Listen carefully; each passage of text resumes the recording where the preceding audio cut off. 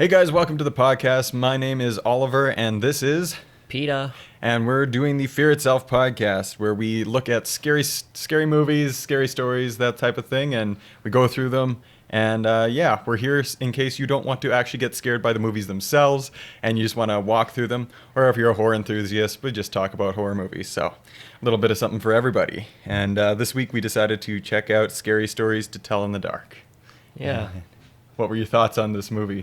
I thought it was good for them. Yeah, it was good. It reminded me. You ever watch Are You Afraid of the Dark as a kid? Yeah, I remember watching stuff like that in Goosebumps as well. Yeah, it reminded me of Goosebumps, but just on roids. Yeah, I thought this one was pretty fun. I think of the ones we've done so far, this one was definitely the most fun to actually sit down and watch because, I don't know, it just had that really nice...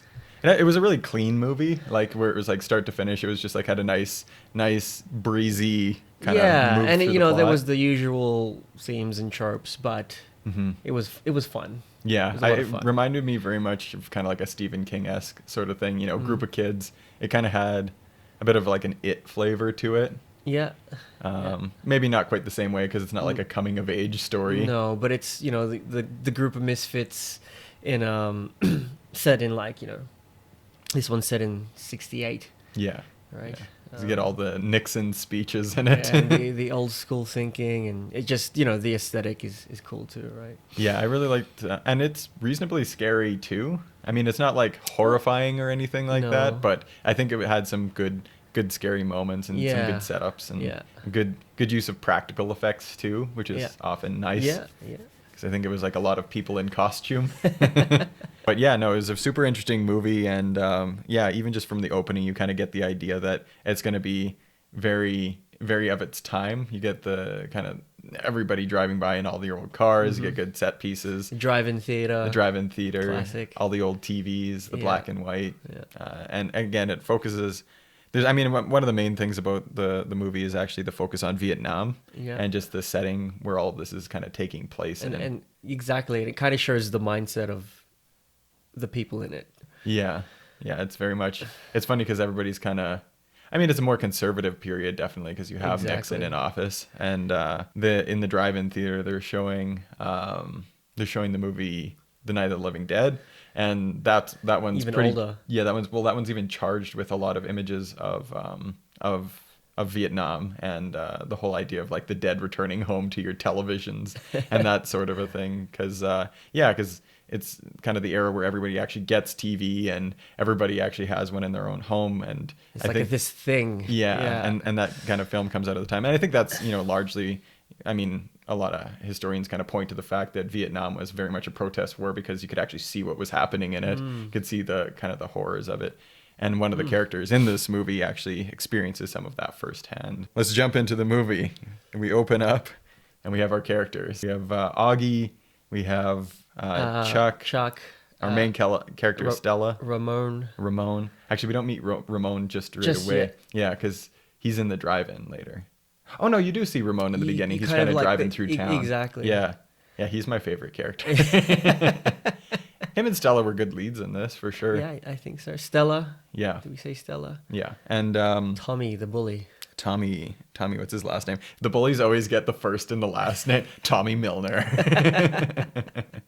But it was also produced by Guillermo del Toro, who's got his good track record with horror and kind of bizarre films like... Mimic, Pan's Labyrinth, Shape of Water. And you know what's really exciting? He did Mimic. Yeah.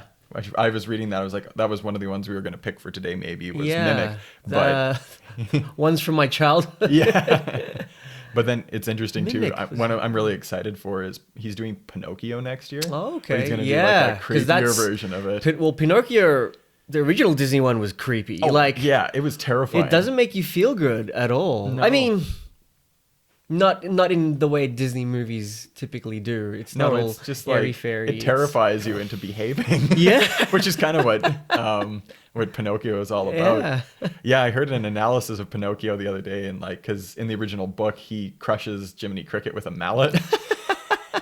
Well, a lot of their stories are quite dark. Yeah. Right? The original ones, Snow White. Yeah, it's like... All of them, really. All of the ones where the children probably get eaten in the Yeah. end. Because they're all Hansel like and Grimm Gretel. stories, aren't they? Like Yeah. Brothers Grimm. Yeah, a lot of that is definitely a part of those. I don't know who originally wrote Pinocchio, but I'll have to look into that. But Right. yeah, it's pretty interesting. I think the creepiest part is when they're on the island and they're getting Yeah. transformed into donkeys. Yeah, yeah. Pleasure Island or whatever it's called. Not a fun place to go. There's a fan theory that Donkey from Shrek is Pinocchio. Oh, that makes sense. Oh, he's one of the boys One of, from. yeah, that would make more sense because Pinocchio's actually in there Yeah. wearing women's underwear. Exactly. So, is this a podcast about Shrek? Shrek cast. Oh God. You just have to, you could talk like Donkey and I could do Mike Myers the whole time. 500 episodes, 0 listeners.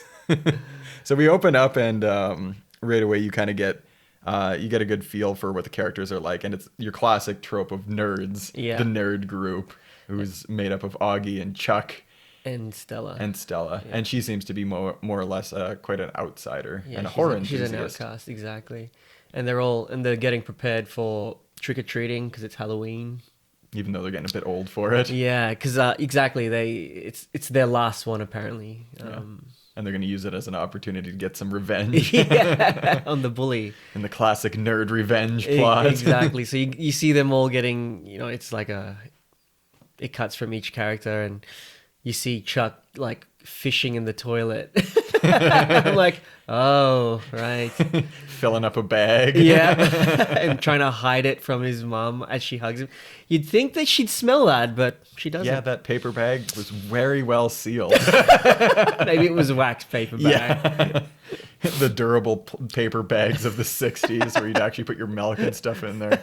They brought those back recently now because they're getting rid of all the plastic ones. Yeah, so, yeah. so that's good. Environmentalism. Yeah, Hooray. my friend just gave me wax cloths that you can reuse to wrap cheese and wipe things. I guess I'm just going to bring my stick and handkerchief to the store next time.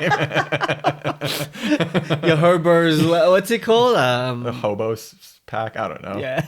Stick on. I learned it on Simpsons once, but I Yep. forgot it. I'm gonna have to rewatch that episode. Well, we have something to do later today then. But I think it's actually like a really good opening too. Like the thing about any modern horror movie is usually they're well shot, and this one clearly had a decent budget, and Yeah. a lot of people were pretty passionate about actually putting the film together. So they get all together, they kind of establish the characters, and Stella is somewhat reluctant to go out because she seems kind of more of a indoor cat sort of person, and even she's taking care of her dad too. Who's played by what's his name from Breaking Bad, Dean Norris. Exactly, he's awesome. Yeah, he's great. He's actually fine in this too. Yeah. Like he plays he's a small part, but he's typically he's a pretty good awesome. dad character. Yeah. And unlike the It counterpart where you have the abusive father, he's kind of just the sad father who works all the time on his stuff, and because then, his wife left because him his and wife left. left Stella. Yeah, so they're just kind of home alone, and that plays into the plot a bit later on. But And Chuck has a sister who's also kind of getting ready. yeah, Ruth. Ruthie. Yeah. There's a name for the ages too. But it's so they're all getting kind of ready to go out, and Augie's another character. He's kind of your germaphobe kind of. Yeah. I like my Get a pocket pencil up his protector. butt. Yeah.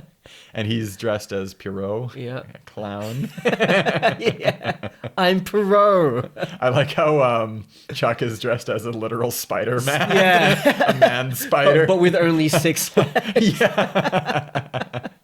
And then Stella's dressed as kind of a gross witch with all the warts on and everything too. So they convince her to go out. But it's clear that like she's got a huge horror obsession because you check around her room and she's got like I think they're called the EC comics and stuff like that, where it's the original kind of horrific just I guess the base level for like sci-fi horror and all that. Right. I've seen a couple of them. I think we read a couple of them because we have them at my family's cabin because it's like they built it in the 1960s, so we have all the nice old comics out there, which is awesome. So it's cool to see that in a movie. It dates it correctly anyways. So they all get ready to go out and they're going to prank these bullies. They're going to get Tommy Milner and the boys. Yeah, exactly. All wearing their preppy jackets. Yeah. Their varsity jackets or whatever. Yeah, it's like, do you have anything else to wear? And I guess all bullies play football. I guess, or some kind of sport. Just once I'd like to see a bully who plays golf. He'd probably be the one you getting only get beat up. womanizers playing golf. So yeah, they're banking on Tommy to come, right? Um, Yeah, they're waiting on him because to come and steal their candy. they're waiting, and then they hear the car and they bait him with the hobo stick. Yeah. Oh no, the bag of the bag of candy. The bag of candy. But I think the hobo unbeknownst to stick. them, it's a bag of shit. Yeah. So Tommy and his friends drive, and Ruth's in the car. She's on a date with Tommy, and they grab the bag of goodies. The big old tub of shit. Right? Do they light it on fire too? No. No. So they grab it, Yeah. and then They pull he it into throws in the flaming bag of shit. But I think there's some shit in the bag too. Is there? I don't know because they said it smells really bad. And then they like turn around and they start egging the car. Yeah, and then he's trying to put out the bag because it falls on Tommy's lap, and Right. it's on fire. So he tries to put it out. And it Classic just prank. Smash. Yeah. I thought it was great. Yeah. I mean, if you're gonna get back at a bully, there you go, big old bag of flaming poop. And then Tommy and his friends are livid and pulls out a bat and they chase him into There's so many classic moments in this. a Baseball bat. You know, they gotta climb the fence. Yep. Into, And the drive-in drive-in. And then this is where they meet Ramon, Yeah. and they kind of just jump into his car trying to hide from. Yeah. And immediately there's some sparks between Ramon and Stella. Yeah. And Ramon most noticeably is also Mexican too. Yeah. So, because one of the things that plays a lot into these old horror movies is you usually get kind of a flavor of racism in them as well. Right. And it's also kind of telling because at the drive-in theater they're watching Night of the Living Dead, which has a lot of racial tones to it. But with Night of the Living Dead, anyways, the lead in it is a black man, and so. And in the end, he actually gets gunned down by police. He's like the lone survivor, and then he gets gunned down at the end. And with Night of the Living Dead, too, it appears in a lot of horror movies because it's a royalty-free movie. Somebody screwed up the paperwork so that it's like public domain. So you see it in the background of a lot of movies. So you have like Night of the Living Dead just randomly playing throughout everything because people can just kind of use it. So that's kind of funny. But also, you know, it's just that correlation of like the racism in that film with the stuff that does pretty quickly get directed towards Ramon. Yeah, even the opening scenes, you see kind of, I think you see the police kind of like eyeing him. Yeah, you know? where are you from? Yeah. You know, are you just coming through? Yeah. Because it's a very white middle class sort of small town. Exactly. Pennsylvania. Pennsylvania, Right. yeah. Actually, what's the actual place? I can't remember. I guess it doesn't matter. Mill Valley, Pennsylvania. Mill Valley. And then they finally get found by Tommy, and Tommy calls him a wetback. Yeah. Horrible. Yeah. Yeah, all those old slurs and stuff Yeah. coming into it, but it's pretty brutal because everybody in the film is pretty racist towards Ramon, barring basically Stella and maybe the kids his Maybe, age. yeah, maybe. I mean, yeah. Tommy's quick to jump on the racist boat, but but he's the bully. You kind of expected. The three other protagonists don't mind him, right? No, they kind of see that he's cool. They ask him if he's got a Switchblade. switchblade, which is so funny because he has one. Yeah, later to open that lock. Yeah. So they're in the drive-in, and then you kind of see some sparks going on between Ramon and Stella, and then the bullies come through, and they're just tapping on the glass, telling them to come out. Yeah. And they escape destruction that time because Ramon kind of stands his ground. He stands his ground, and people behind them are kind of telling them to get out. So of the they way. have to get escorted out of there, and they're safe for a little while longer. Yeah. But then they say something mean to Stella about her mom leaving. Yeah. And so she steps out of the car for a bit of a moment, and then takes off all the warts because she's obviously kind of smitten with Ramon there. So yeah, it's a good way to kind of establish Ramon as a character too, because he's a bit of a more steadfast character. Yeah, but he's kind of pretty mysterious at first because you don't know why he's there. Yeah. He's alone in a drive-in. Yeah, I guess we're discussing the film anyway, so we can kind of talk about it. But he's a draft dodger. Yeah. And he. And you don't know that till. Yeah, no one knows that till later, right? Yeah, but it's interesting when you kind of view it through that lens, because like even the thing that he's afraid of, the thing that eventually comes after him, has a lot to do with that, and because he's kind of afraid of being called a coward, and so it's interesting that right away you can see he's not a coward. He stands stand his ground against the bullies. And so yeah, I can see why everybody falls in love with Ramon anyways. He's kind of dreamy. He's kind of he's just the cool guy in the group anyways. Right after that, Stella suggests that they go and see a haunted house because both Ramon and Stella kind of establish a sort of horror, what would you call it? A horror rapport. Yeah, because they both like Night of the Living Dead. They've seen it multiple times. So they drive to this house and they go inside, and it's the house of the Bellows. In particular, Sarah Bellows, who apparently hung herself. Yeah. So they were the rich family in town, and so they had. I think they had the story was that they had owned a lot of mills, and that the family had kind of fallen into ruin at one particular point in history, and that there was this girl that was kind of hidden away from the general public named Sarah Bellows, and so she was like the youngest daughter of the family, and so she was kept away and hidden in the walls. Yeah. But then the legend was that children would come in and they would ask Sarah for a story, and she'd tell them a story. So they're looking around, and they do find this hidden door. And this is where Ramon's switchblade comes out. He's like, I have a switchblade. And he's good at picking locks. So they find their way into this hidden place in the house. And they kind of split up. And as you do in a horror movie. Sorry? As you do. Of course, right? And then there's a scene where Chuck's hiding from Augie. Mm-hmm.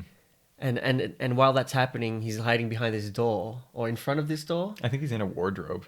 Or something. Yeah, right. Because they go into a room. He goes into the wardrobe and he's hiding in the wardrobe, and Augie's looking for him.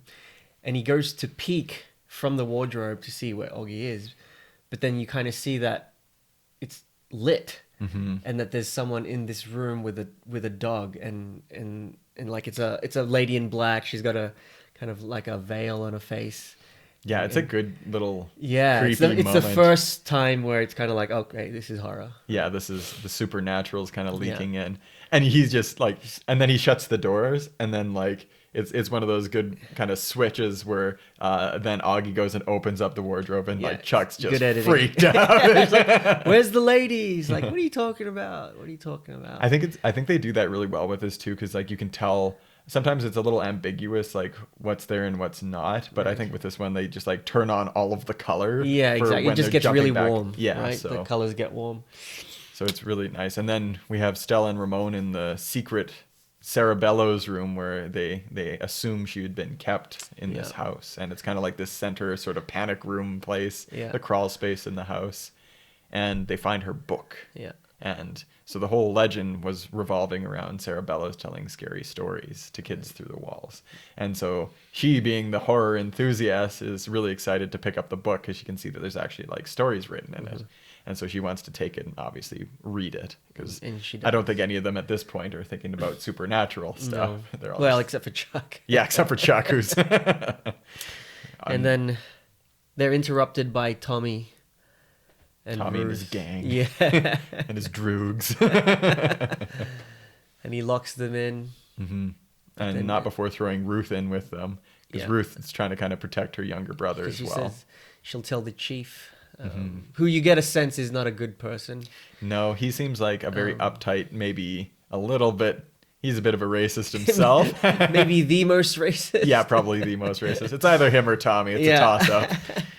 But yeah, no, it's kind of interesting because they get locked in there, and then they kind of use this effect of like kind of a shadow passing over them to kind of symbolize they've released the curse, because Stella, being the horror enthusiast, asks Sarah for a story as she finds the book. So she's like, Sarah Bellows, tell me a story. Yeah.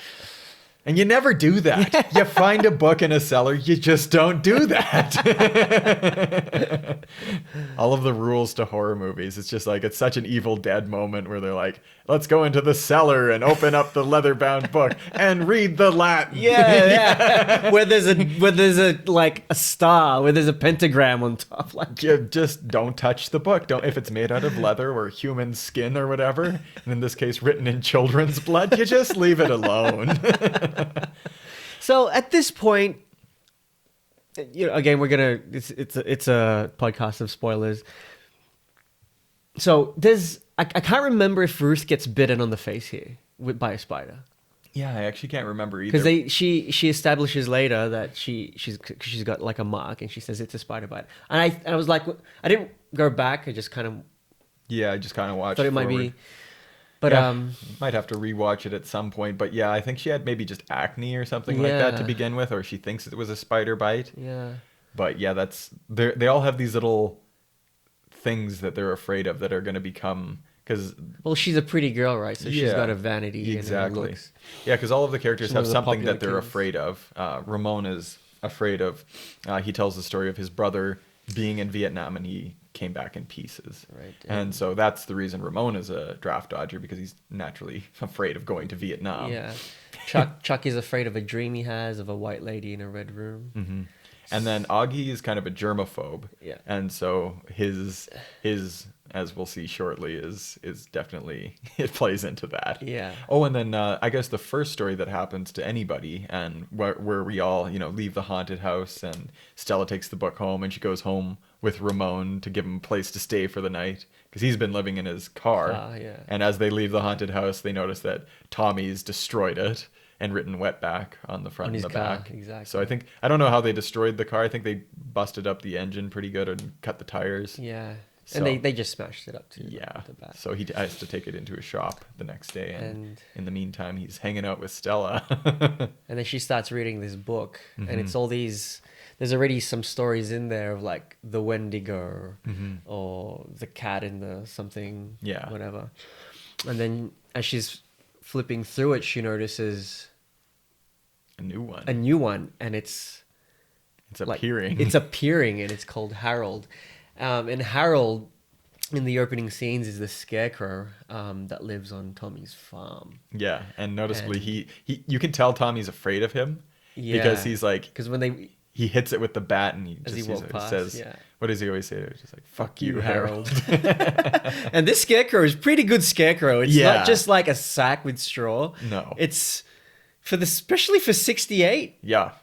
That's a good scare. Like, this scarecrow looks like it was literally built by Buffalo Bill. Yeah. It's just like it puts the lotion on its skin. Yeah. It looks like looks like out of its time. It looks like you already know it's going to play a part in the movie. Oh yeah, you know that thing's coming alive the moment you see it. There's cockroaches coming out of it, walking around. It's a good scary scarecrow. I think it's again, things in this are well designed. I think like all of the costumes and the monsters are fairly well designed, and CGI is used sparingly, which is nice. There's some CGI naturally in it because some of the effects would be too hard to achieve otherwise, but I think in general the practical effects were really good in I think that's what's when you mix practical and CGI in the right way, it's better. I think horror fans always want everything to be like 100% practical, but then the filmmakers are like, I guess we just won't sleep this year. And there's a place for like cinematic, like CGI, right? Mm-hmm.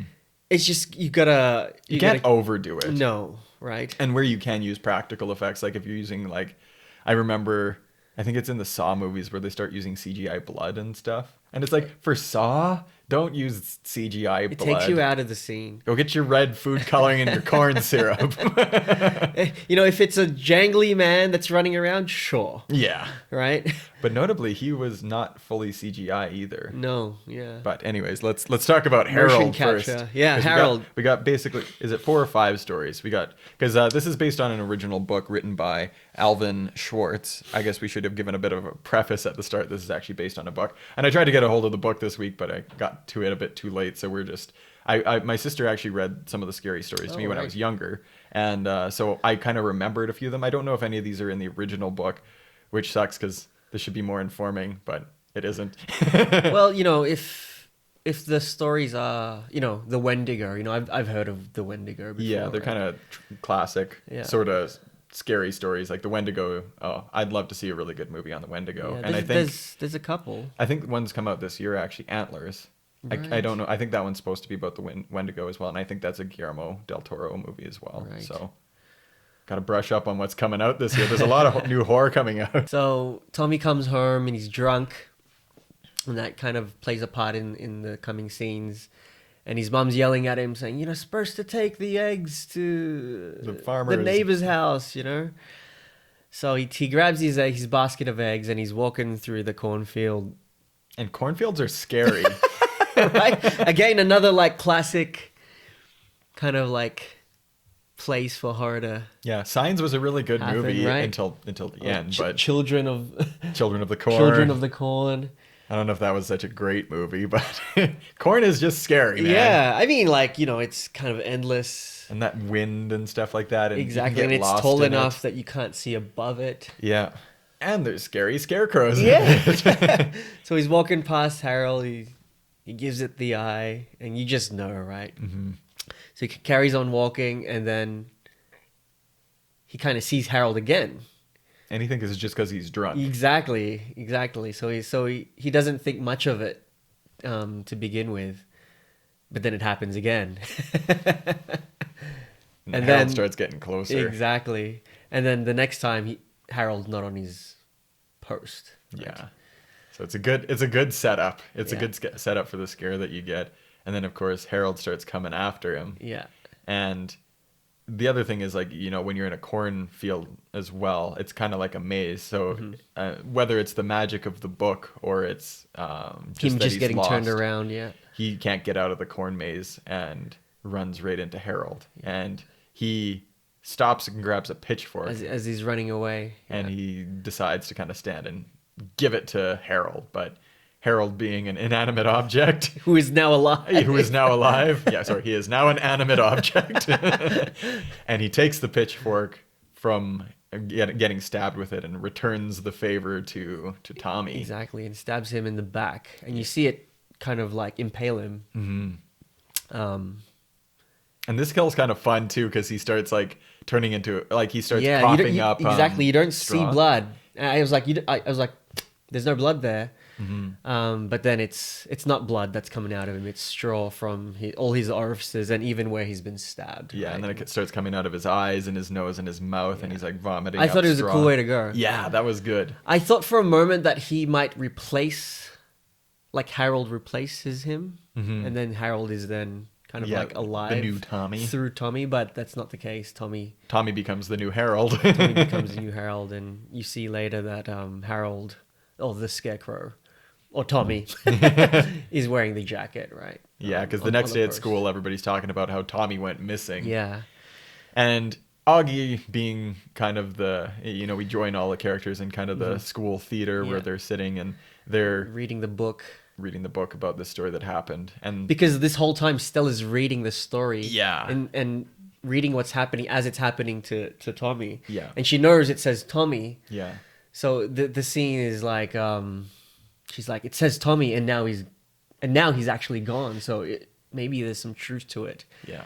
And Chuck talks about the lady that he saw, and Augie's in denial of everything. Yeah. Yeah. Because I think Ramon, Stella, and Chuck are kind of thinking something weird's going on, and Augie's the stick in the mud who's just like, no, logic. You guys are idiots. So he's not lasting long. And when characters get picked off, I always like to think, I think not just me, everyone's like, who's next? You know? How are they gonna go? And like most horror movies telegraph things or allude to things. But, yeah, I think Augie was a bit telegraphed. Some of the other ones were a little less telegraphed. I mean, the bully's kind of usually one of the first to go as well. Usually. You kind of get an asshole that nobody cares about right away. Or they play a part till the end because they're another element that they have to deal with. Yeah, you see that in It. And there's a scene after this where Ramon is at the mechanic, right? Because his car's been destroyed, and the chief meets him there, right? And tells him to not leave town anytime soon. So it's like, you say Tommy did this. Yeah. And now he's gone, so the chief suspects him because of probably the situation and because he's brown. Right? Yeah. Yeah, and then they go and visit. They go and visit Tommy's place of death, and they discover that's the time where they discover that he's still wearing that jacket as well. Exactly, and Ramon's trying to avoid the police. Yeah. So now this is actually good because it like kind of sets up kind of a red herring for the police to actually believe in, because usually you just get the stupid police officers, but logically now you actually have like this kind of outsider, and you have a racist police chief, so he's gonna follow his bias and think that it's Ramon for sure. And he, you know, he does say to Stella, I need to avoid the cops, and you don't necessarily know if it's because of what the chief said or his original reason for being there and being alone. Yeah. Which we find out is he's dodging the draft. Yeah. I think I said jumping earlier. But Jumping draft the dodges. draft. Draft dodges, yeah. And then the next little bit we get is as a second sequence, because the horror sequences, once they start, they really start going into it. Yeah. Because the next night we have Augie, and this is the one, I think this is my favorite one. Yeah. In the favorite sequence, anyways. Yeah. Because I thought the timing of everything was really well done in it. So you get Augie at home later on and disbelief, and then Stella and Ramon are at their place, and they're watching the next story come into fruition, and it's the big toe. Exactly. And we should mention that she did think it might be it's being written in something other than ink, right? Because it's she keeps running her she thumb. Smudged some of it, and it's kind of red and sticky, right? It's blood. It's definitely blood. I just thought that was a good little addition. Yeah. But you're right. So they're watching this story happen while they're on the walkie-talkie with walkie-talkies again. You know, if you're in the 60s, you had walkie-talkies. Talking to Augie, who only lives a couple blocks away. Yeah. So what's happening? Yeah. So his parents are out of town, and he's hungry, so he's perusing the fridge for some food, and he's on the comm with them. They're freaking out because the story's being written. He's just they don't actually know it's him yet. Yeah, they don't know straight it's him, away, right? But they're informing him about a new story getting written into it, because it says August in the book. The character's name is August, Augie. Yeah. So I think they suspect it's him anyways. And it's about a lady who dug up. There's somebody who was buried in the backyard, and then someone was harvesting vegetables, but while doing that, took a toe with it or something like that. Yeah, something to that extent. So it went into the stew. Yes. And so he's talking, and then I think he was talking to his parents on the phone as well. At first, right. Right, before they were talking on the radio. So he's like, right. Yeah, you guys like left this stew, and they're like, stew? What stew? He was like, I'm gonna eat it anyway. Yeah. Big old tub of stew. You left me alone. This stew looks nasty too. Yeah. Well, like he opens it. Yeah. And all these scenes are unfolding. And there's a toe, and then every now and then it'll go to a close up of the stew, and it kind of bubbles every now and then, and things are kind of rising to the top, like an eyeball's in there. Yeah, and then eventually the toe. I have a low threshold for gross things, and I was like, "Don't eat the stew, Augie." So when Stella and Ramon figure it out, they're like, we gotta tell him, and he's.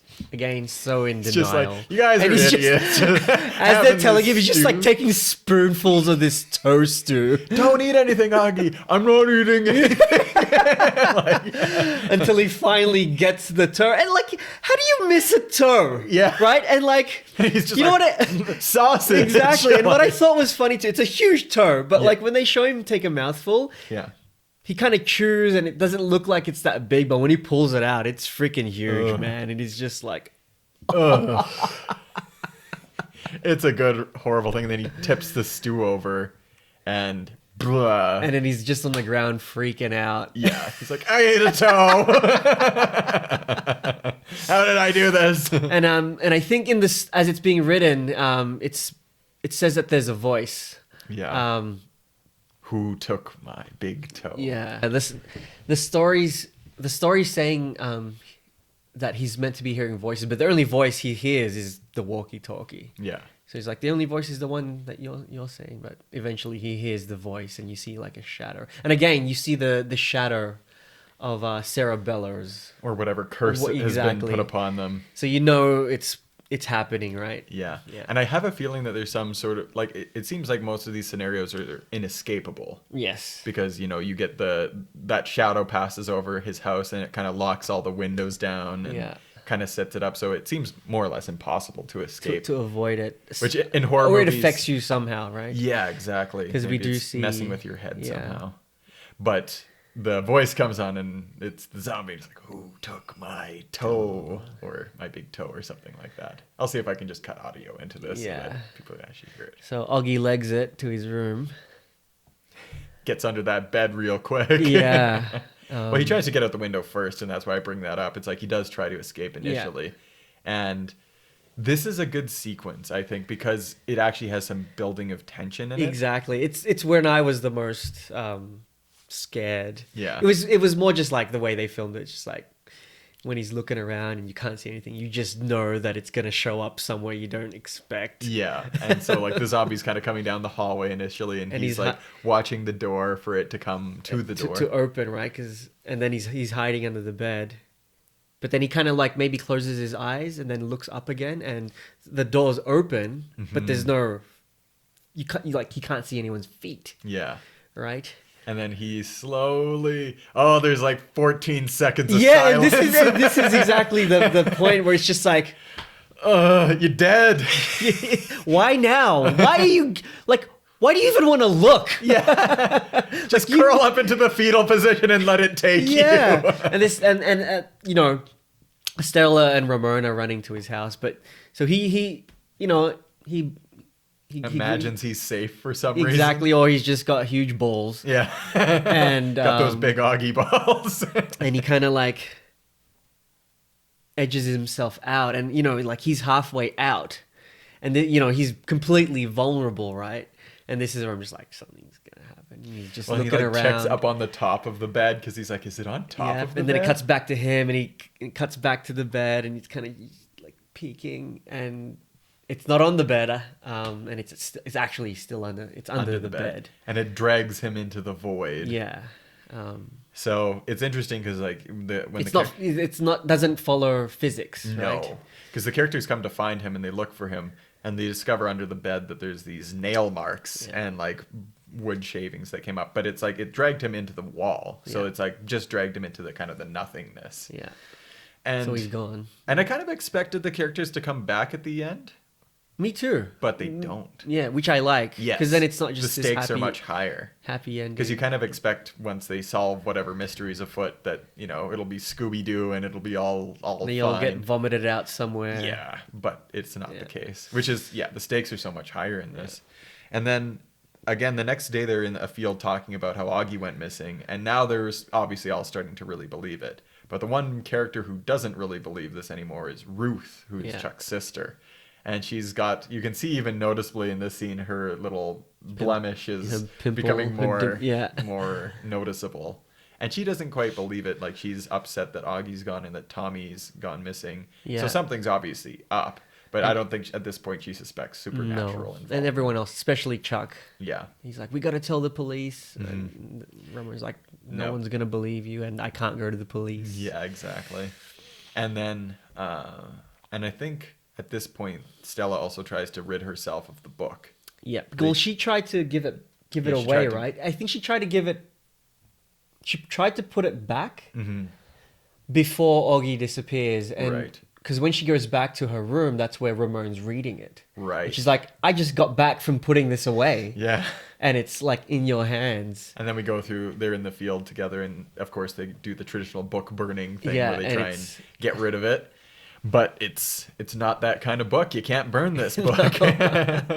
So they're stuck with it, and they try to get to know, you know, like do their research on who Sarah Bellows is and what this book's all about. So they go to the library and look up old records, and you know, and you start to learn about the history of Sarah Bellows and her family. And this is where you kind of get the information that they ran a mill, and that they were wealthy because of this. And then also, I'm not sure if it's at this point, maybe it's a little bit later, they discover that all of them went missing at like the same time. Yes, I think it was at this point. And all the stories, and all the stories written previously were of them disappearing because, you know, they'd read some of the old ones, like the Wendigo one.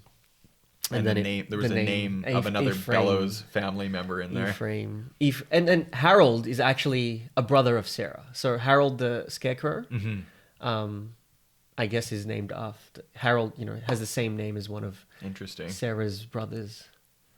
Yeah. Super interesting. Yeah. I like the lore of this, and I'm gonna read the book again. I mean, it was why I kind of wanted to watch this movie is because like the stories were kind of they're part of everybody's childhood because I think they're kind of those like scary they're scary stories to tell in the dark.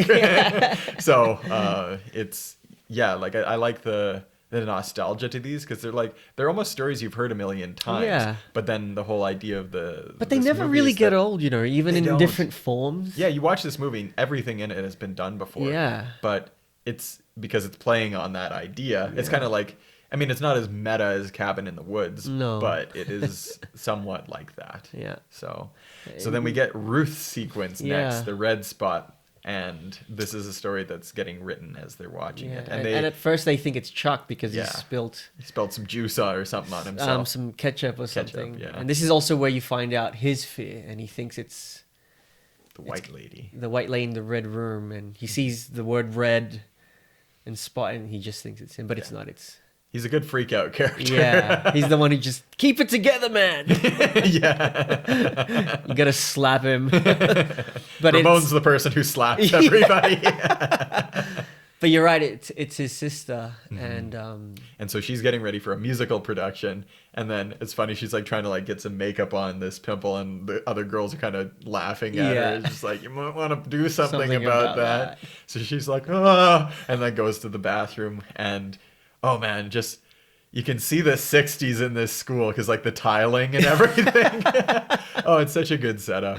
But this spot just is obviously changing and morphing and getting bigger. Even when she gets to the bathroom. Yeah, by the time she gets to the bathroom, it looks like somebody like whipped her across the face. And then it just keeps getting bigger. And then again, you see the shadow fall across the area. And then you see like movement in her pimple. And she freaks out. And then she sees like a black sort of like thing poke out of it. And she's like, what the hell is it? She touches it and it moves. Yeah.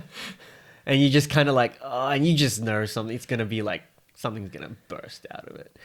and what bursts spiders. out of it? And a lot of them. A lot of them. Oh, these scenes. I mean, and it's CGI, but you're like, there's that human monkey brain part of you that's like, but it's it's not overdone because No. they're small And it's dark. It's dark, and you kind of just see these things crawling around. It's not like Yeah, you never see anything up close or not anything like except that. for But they're the biting leg her. or her exactly, Yeah. and so it bursts and they kind of swarm her. Yeah.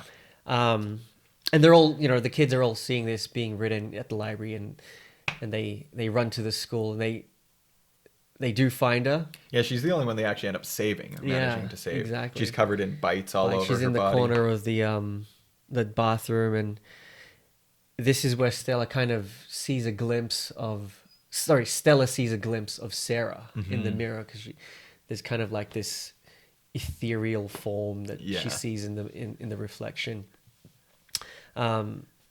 And they're able to save her by throwing Chuck throws a bucket of water on his sister. Yeah, gets the mop water. Yeah, exactly.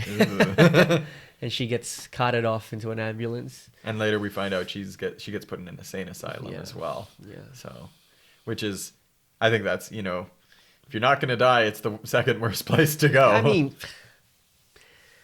I mean, spiders bursting out of your face. I mean, I'm from Australia, and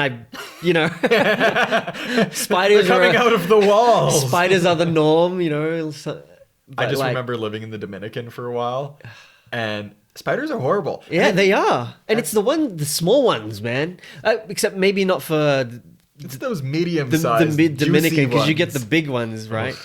But all spiders are. And it triggers that, again, that primal part of your brain where it's like, you're just afraid of spiders. Well, and I think everybody has those dreams when they're kids where it's like you stand on an anthill for too long or something like that. Yeah. Like, the bugs definitely play a huge role in kids' scary stories and dreams. So it affects me a little bit, because when I was a kid in Australia, there was like this rock or ball, but it looked like it'd been weaved, but it was solid. Anyway, I cracked it open, and it was a bunch of spiders. Oh, God. And when it was like, there were all these tiny, tiny spiders, and there was so many of them. and I researched it when I got older. I was quite young, like less than 10. But and it was actually funnel web spiders, Sydney funnel web spiders, which is the most deadly spider in the world. You're just poking this ball of them which open. only lives in and around Sydney. Yeah, and I just released this ball of them, and I do remember like finding funnel web spiders in my yard after that. Like they make a trap door, and they kind of like come out and ambush prey. That's why we live in Canada now, where everything dies for but 8 months. Exactly, even you. Yeah, the spiders are like too weak to come after you. It's just like, kill me. So anyways, that was a great sequence. Anyways, I thought, and again, stakes are high. Yeah. And it just like, and it takes it to another level. Exactly. And then they're now really on the hunt for the origin of Sarah Bellows and what truly happened to her, because they got to find some way to stop this because it's picking them off. So credit to the characters, they're smart and they go about doing things correctly. So they go to an asylum where Sarah Bellows was kept. And she was kept there by her brother, who's also a doctor there. Yeah, the douchebag Ephraim. Yeah. And so she had the doctor brother, and they sneak in there. They pull the old switch on everybody and get into the records. And it's the records are kept in the red room. Yes. And Chuck doesn't want to go in because he's like, red room, I just told you about my story. Yeah. You know, my sister just got like got spiders. Got spidered. I'm not going in. And you find out red room stands for records. Right. It's like an acronym. Yeah. And instead, he's wandering the halls of this asylum. Yeah, because he doesn't go with them. He splits up, yeah, right? because he doesn't want to be the next one to die. Yeah. But as fate would have it, he's the next one anyway. He is the next one. So they discover in these records, they discover it's like a, what is it? Like a vinyl tube? Cylinder? A wax cylinder, yeah. Which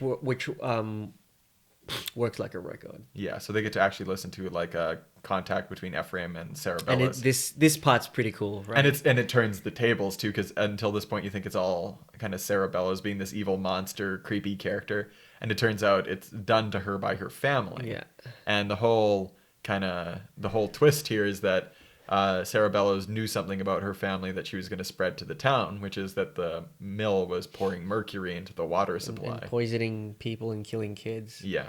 You also find out she's albino. Yes. Right. And that's why she was kept away. It's just, so they're a horrible family, and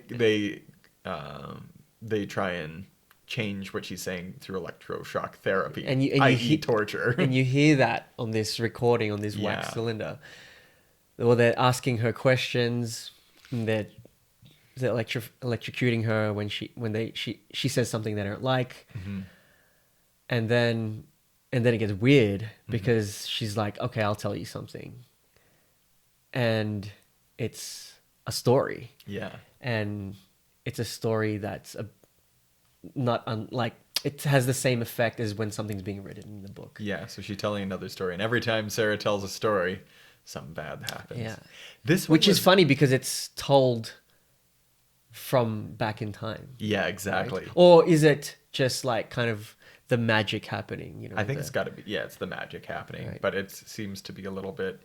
Yeah, time travel seems pretty easy for these ghosts. Yeah.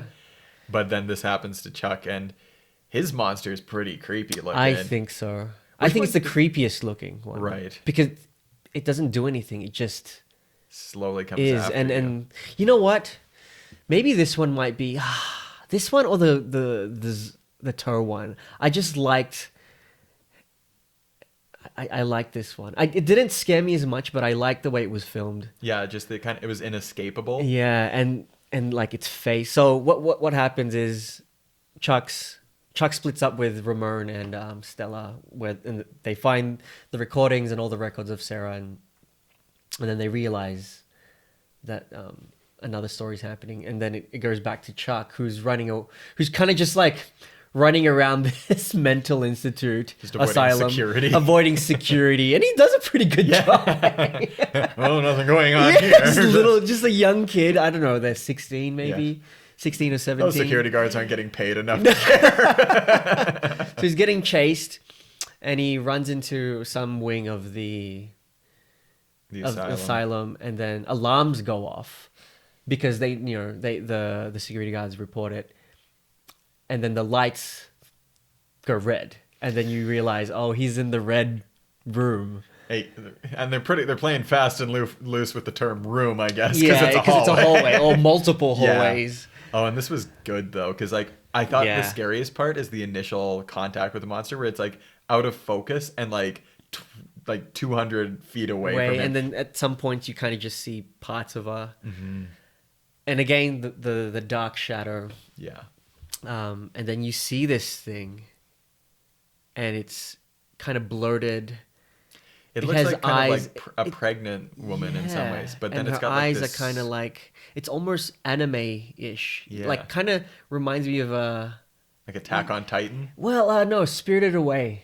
Oh yeah. You know what I mean? No Yeah, face just- or and it's got like this wide Yeah, mouth, wide. like these beady eyes. yeah. It was kind of also the hair's kind of like The Grudge. Yeah. I thought. It gets you on a lot of levels. Yeah. So Chuck's trying to run from this thing, but no matter which way he goes, it's there. there. And as he keeps trying to like go from one avenue to another, it It gets keeps getting closer. closer on all avenues, Yeah, it's right? encroaching upon him and just... And you feel his panic, Yeah. right? Oh man. I mean, there's always that part of me that's like, couldn't you just gotten around it on the Yeah. side or something? And like, yeah, like exactly. Or like, you know what? Don't just, because you know it surrounds him, like four of them. Yeah. I'm like, you know what? At least throw a punch, dude. Yeah.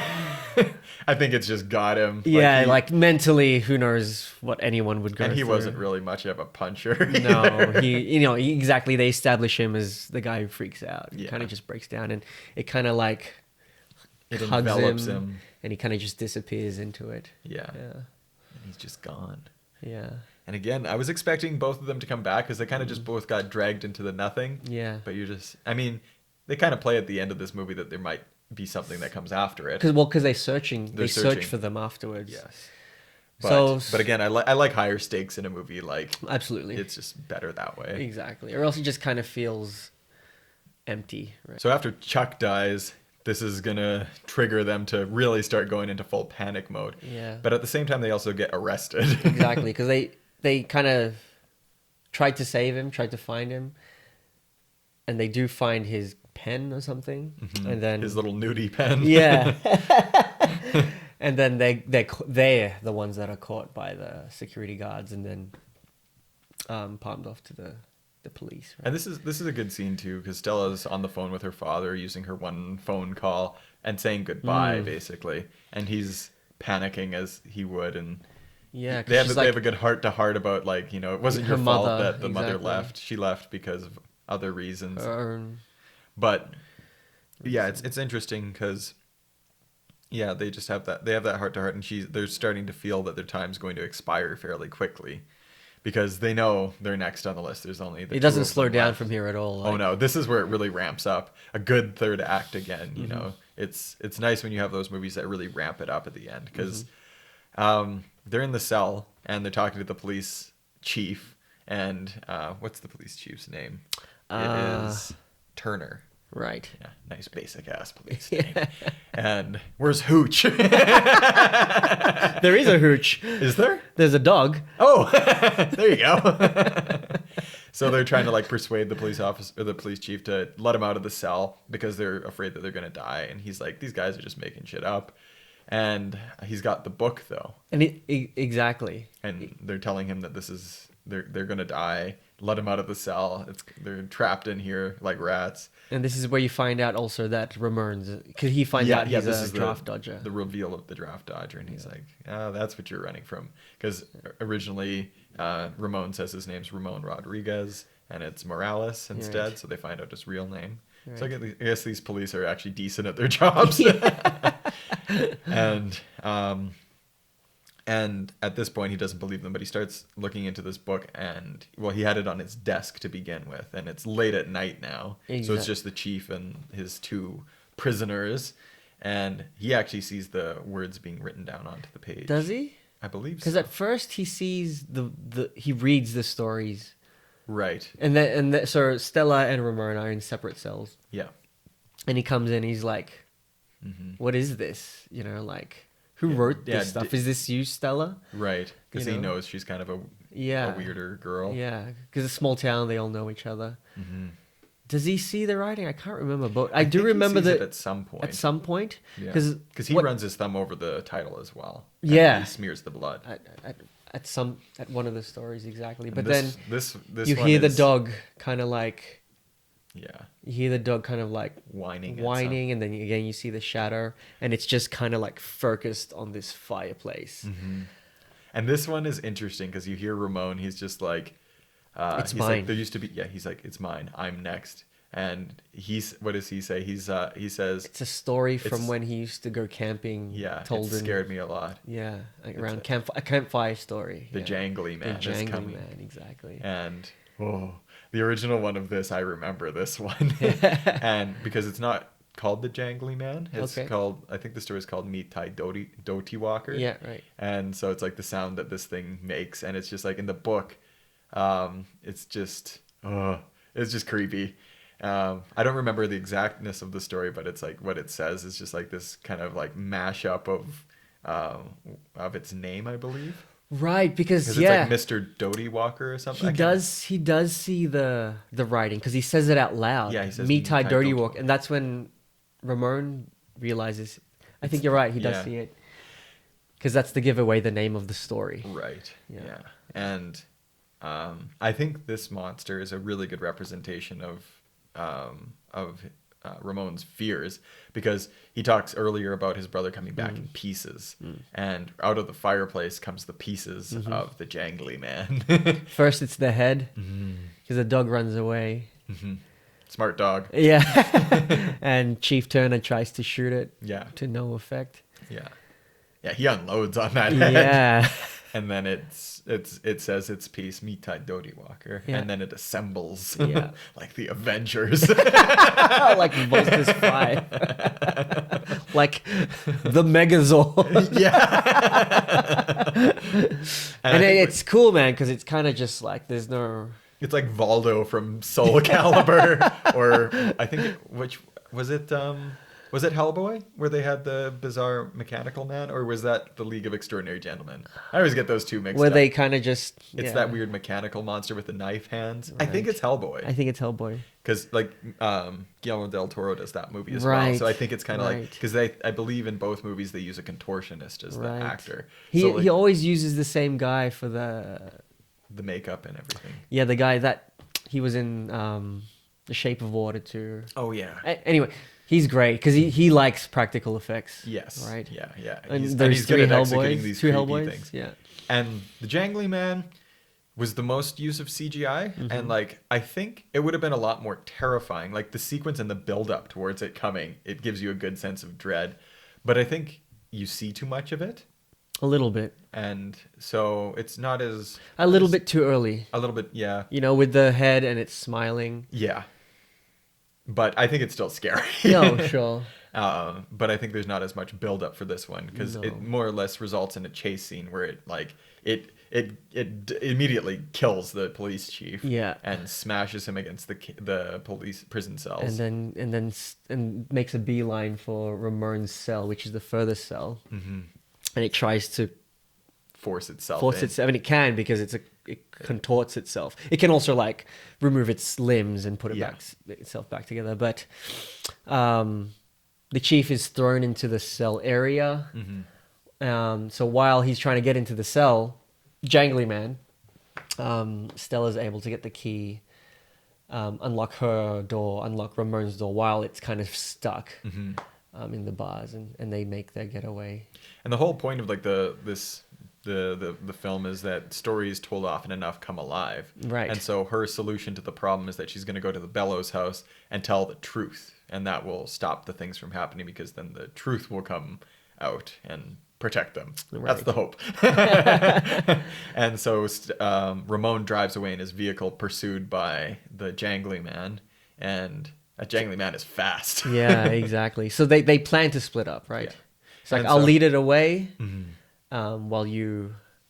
Yeah. You Well, go- you go and fix this problem. Yeah. So mostly what happens with Ramon and the Jangly Man is kind of a chase scene, a little bit of cat and mouse, but the more important stuff It's happens. fast. Yeah, the thing's fast. Because he's in the car and it kind of like jumps on top of it. That's where you get kind of a more feeling of this being inescapable. Exactly. Because these monsters they got an advantage. Exactly. And then he's able to ram it into a truck and kind of.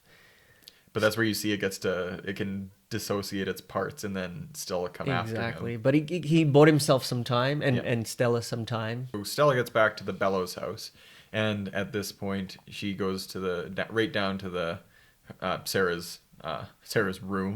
Well, at first she tries to go up the stairs, but then she kind of gets put into this alternate dimension where, like, so it's this old house abandoned and suddenly it's all new. And you get a sense that she might physically be there, but at the same time, she's not, like, she's just in a different plane of existence in that area, right? And then this is where she realizes she's basically gone back in time into the Bellows house and that she's actually Sarah. Exactly. So they're hunting Sarah down. Exactly. Because she hears the voices like, Sarah's out of her room again. And she's hiding from these Bellows brothers, the Bellow family. But yeah, because you don't figure it out straight away. I like this about it. She doesn't figure it out straight away. She's hiding as Stella. Yeah. But then she realized she's not just hiding as her. Yeah, she's because she catches a glimpse of herself in a mirror and in one of realizes the the rooms. reflection is not Stella. Exactly. And so she's actually hiding as Stella. Right? And one of the parts we did miss earlier was them discussing with, because they kind of suspect that there was help in the house. I guess for the times it might have been like slavery at that time still, because it's an old family from the 1800s. Exactly. So you had two slaves that the family had, or servants. De Baptiste. De Baptiste, yeah, Lulu. Lulu, yeah. And so Lulu is a younger girl who was some form of help in the house, and so she actually helped Sarah Bellows and hid her and like kind of protected her, which was kind of cool because like sometimes in horror movies you kind of get the voodoo sort of a thing.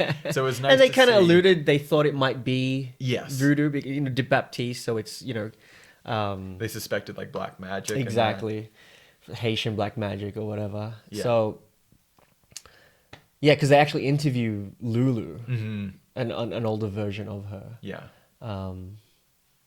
But they discovered that it wasn't the case, that it was any sort of magic. It was more of this. It was her. Yeah, it was not. It was the torture and the rage. Exactly, because what do they say? Magic isn't real, but rage is, or something like that. Something. So, as she's hiding as Stella, she's running around hiding as Stella. She runs into Lulu, who tells her to hide under the table. And Lulu kind of gets dragged off. Yeah. And you assume she gets punished for it. Yeah. And then pretty much right after they do find Sarah/Stella at this point, and they chuck her down in the room. Yeah, into exactly where they've been hiding her. And she's begging, she's begging them like, don't do this. I'm not Stella. I'm not Stella. Right. Yeah. And this is the point where she finally sees Sarah Bellows in the back of the room. Yeah. So she kind of like materializes. Yeah. And at this point, Ramon's made it to the house.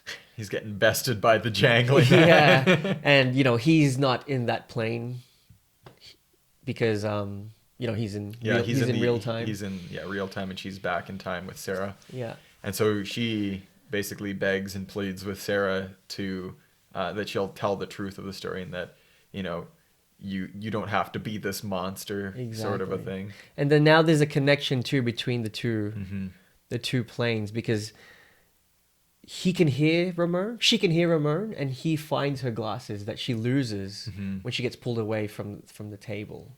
So they're still somehow connected. They can talk to each other. Yeah. And it's a good ending. It's like you kind of suspect it will go this way, but it's good. Like they're able to kind of talk her down and say that like she'll write her story and tell the truth of what happened to Sarah Bellows, and that kind of quells the rage of the character. She gives one last death scream. Yeah, and she writes. She has to write the story in her own blood, because she's a writer, right? She wants to be, and she writes quickly. I'll tell the story that it was the family's fault. She was trying to help them. Yeah. And while that's happening, the Jangly Man almost gets Ramon, right? Because he hurts his foot and he's kind of just like crawling around. And it's like, it finds him above it. Yeah. It's all spidered into the roof. Yeah, and it's kind of looking down.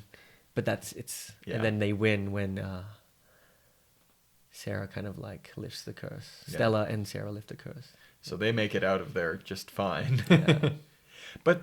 And then like you do like kind of the sequence at the end where all's kind of well that ends well. But this is the point where you kind of would have suspected that Augie and the others would come back.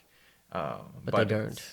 Ruth is actually out of the asylum though. So at least there's some, I guess, catharsis to this. But I think the more depressing part, it's like the bittersweet moment where Ramon actually goes to war. He takes up his papers and he decides to go to Vietnam.